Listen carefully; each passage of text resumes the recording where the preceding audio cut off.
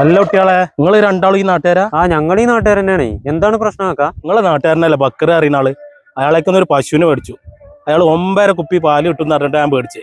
ഇപ്പൊ വെറും 4.5 കുപ്പി കഷ്ടിച്ച് കിട്ടും.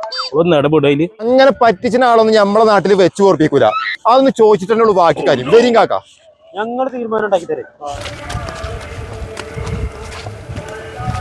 കാക്ക, നിങ്ങൾ ഇവിടെ ഇങ്ങനെ നിൽക്കുന്നില്ല. നിങ്ങളെ തെരഞ്ഞെടുപ്പ് കുറെ നേരമായി ഞങ്ങൾ നടക്കണം. എന്താണ് പ്രശ്നം? എന്താ നിങ്ങൾ ഇന്ന് അന്വേഷിക്കണത്? ഇയാൾക്ക് നിങ്ങളൊരു പശുവിനെ കൊടുത്തില്ലേ? 9.5 കുപ്പി പിന്നെ പാല് കിട്ടും പറഞ്ഞിട്ട് ഇപ്പൊ അതിന് 4.5 കുപ്പിയോള് പാല് കിട്ടണേ. എന്താ അയാളെ പറ്റിച്ചിക്കണ്? ഇതിനൊരു അന്തിമ തീരുമാനം ഒന്ന് ഉണ്ടാക്കണം. ആ പാവത്തിന്റെ പൈസ നിങ്ങൾ തിരിച്ചോട് കൊടുക്കണം. അതെ, നിങ്ങൾ രണ്ടാളും ഇപ്പൊ കാര്യം അറിയാതെയാണ് സംസാരിക്കുന്നത്. അയാൾക്ക് ശരിക്ക് കണ്ണും കാണൂല, ചെവിയും കേൾക്കൂല, പറയുന്നത് വ്യക്തമായി മനസ്സിലാക്കുന്നില്ല അയാള്. ഞാൻ മൂപ്പരോട് പറഞ്ഞെന്താ അറിയോ, 9.5 കുപ്പി പാല് കിട്ടുന്നു. 9.5 കൂട്ടിയത് 4.5 തന്നെയല്ലേ? എന്റെ ചെറു തെറ്റിക്കണ്. ഒന്ന് പോയാക്കാ, ഞാൻ നിങ്ങളോട് എത്ര കുപ്പി പാല് കിട്ടുന്ന പറഞ്ഞത്? ഇതിന്റെ 9.5 കുപ്പി. അപ്പൊ ഇങ്ങനെ തന്നെയാണ് തെറ്റ്. നിങ്ങൾ വെറുതെ മാന്യന്മാരെ ആക്ഷേപിക്കാൻ നിൽക്കരുത് കേട്ടോ. എല്ലാ തെറ്റും എടുത്താ നിങ്ങൾ രണ്ടാളും എന്നെ തൂക്കാൻ കുന്നളി ആർക്കാണ് ചിലക്കാർ.